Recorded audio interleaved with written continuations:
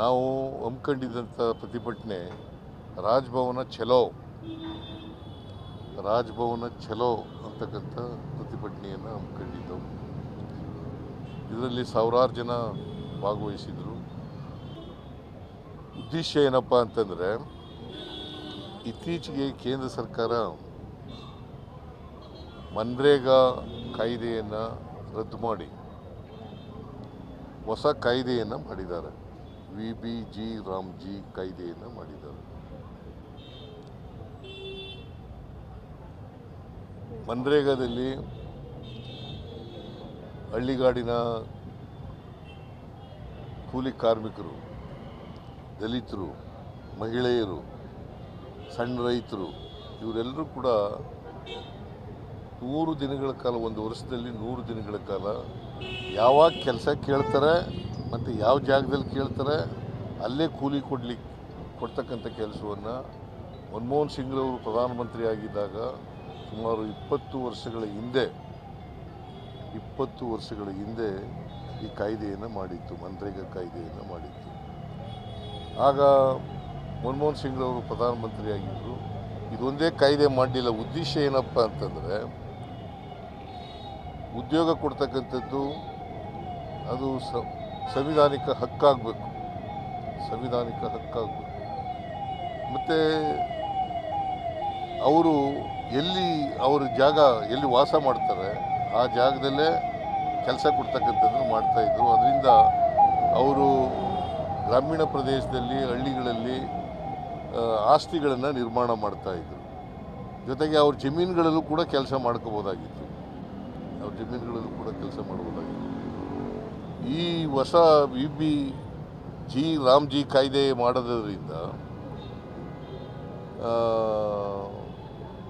ಈ ಹಕ್ಕನ್ನು ಸಂವಿಧಾನ ಹಕ್ಕನ್ನು ಕೊಟ್ಟಿದ್ದಂಥ ಹಕ್ಕನ್ನು ಕಿತ್ಕೊಂಡಾಗ್ತದೆ, BJPಯವರು ಕಿತ್ಕೊಂಡಾಗ್ತದೆ. ಯಾಕಂತಂದರೆ ಸುಮಾರು 53% ಮಹಿಳೆಯರು ಕೆಲಸ ಮಾಡ್ತಿದ್ರು. ಕರ್ನಾಟಕ ಒಂದರಲ್ಲೇ ಸುಮಾರು 71 ಲಕ್ಷಕ್ಕೂ ಹೆಚ್ಚು ಜನ ಕಾರ್ಮಿಕರಿದ್ದರು. 71 ಲಕ್ಷಕ್ಕೂ ಹೆಚ್ಚು ಜನ ಕಾರ್ಮಿಕರಿದ್ದರು. ಇವರಲ್ಲಿ 53% ಮಹಿಳೆಯರು, 28% ಪರಿಶಿಷ್ಟ ಜಾತಿಯವರು, ಪರಿಶಿಷ್ಟ ವರ್ಗದವರು, 11% ಪರಿಶಿಷ್ಟ ಜಾತಿ,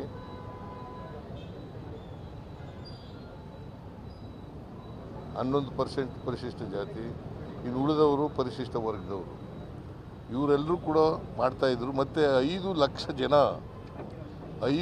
ಜನ ಕರ್ನಾಟಕದಲ್ಲಿ ಅಂಗವಿಕಲರು ಕೆಲಸ ಮಾಡ್ತಾಯಿದ್ರು.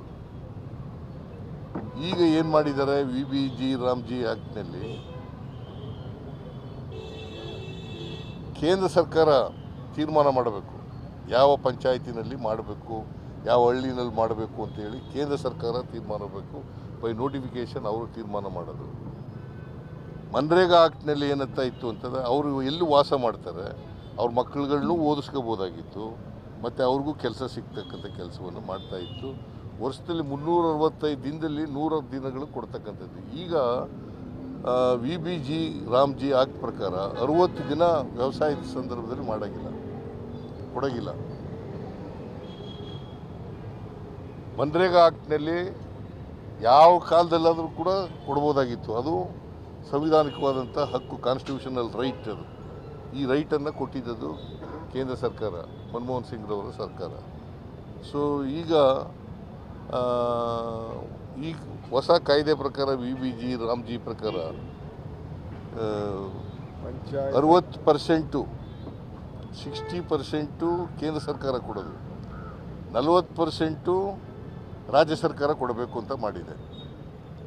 ಹಿಂದೆ ಮನ್ರೇಗಾ ಆಕ್ಟ್ ಪ್ರಕಾರ ಪೂರ್ಣ ವೇತನವನ್ನು ಅವರೇ ಕೊಡ್ತಿದ್ರು, ಕೇಂದ್ರ ಸರ್ಕಾರನೇ ಕೊಡ್ತಾಯಿದ್ರು.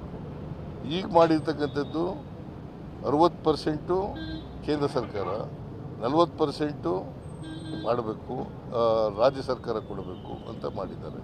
ಅನೇಕ ರಾಜ್ಯಗಳಿಗೆ ಇವತ್ತು ಆರ್ಥಿಕವಾಗಿ ಸಂಕಷ್ಟದಲ್ಲಿದ್ದಾವೆ. ಈ ಸಂಕಷ್ಟದಲ್ಲಿರ್ತಕ್ಕಂಥ ಪರಿಸ್ಥಿತಿನಲ್ಲಿ ಇದನ್ನು ಮಾಡಿರ್ತಕ್ಕಂಥದ್ದು ಅತ್ಯಂತ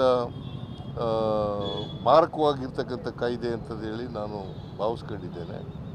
ಸೊ ಎಲ್ಲಕ್ಕಿಂತ ಭಾಳ ಮುಖ್ಯವಾಗಿ ಗ್ರಾಮೀಣ ಪ್ರದೇಶಗಳಲ್ಲಿ ಹಳ್ಳಿಗಾಡಿನ ಜನ, ಮಹಿಳೆಯರು, ದಲಿತರು, ಸಣ್ಣ ರೈತರು, ಅವ್ರು ಏನು ಕೆಲಸ ಮಾಡ್ತಾಯಿದ್ರು, ಕಾರ್ಮಿಕರು ಏನು ಕೆಲಸ ಮಾಡ್ತಿದ್ರು, ಆ ಕೆಲಸವನ್ನು ಕಿತ್ಕೊಳ್ತಕ್ಕಂಥ ಕೆಲಸವನ್ನು ಮಾಡ್ತಾಯಿದ್ರು. ಇವರಿಗೆ ಮಾರ್ಗದರ್ಶನ ಮಾಡೋರು ಯಾರಪ್ಪ ಅಂತಂದರೆ ಆರ್ ಎಸ್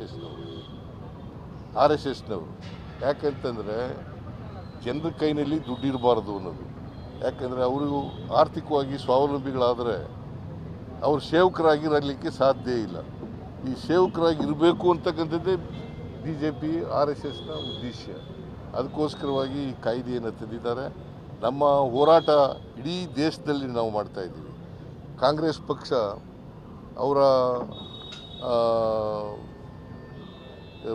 ವರ್ಕಿಂಗ್ ಕಮಿಟಿ ಮೀಟಿಂಗ್ನಲ್ಲಿ ತೀರ್ಮಾನ ಮಾಡಿದೆ, ಇಡೀ ದೇಶದಲ್ಲಿ ಇದು ಮಾಡಬೇಕು ಅಂತಕ್ಕಂಥದ್ದು. ಅದ್ರ ಜೊತೆಗೆ ಈ ಕಾಯ್ದೆ ಇದೆಯಲ್ಲ, VBG ರಾಮ್ಜಿ, ಇದನ್ನು ರದ್ದು ಮಾಡಬೇಕು. ಮತ್ತು ಮನ್ರೇಗಾ ಕಾಯ್ದೆಯನ್ನು ಜಾರಿಗೆ ಕೊಡಬೇಕು. ಅಲ್ಲಿವರೆಗೂ ನಮ್ಮ ಹೋರಾಟ ಇರಬೇಕು ಅಂತಕ್ಕಂಥದ್ದನ್ನು ತೀರ್ಮಾನ ಮಾಡಿದ್ದಾರೆ.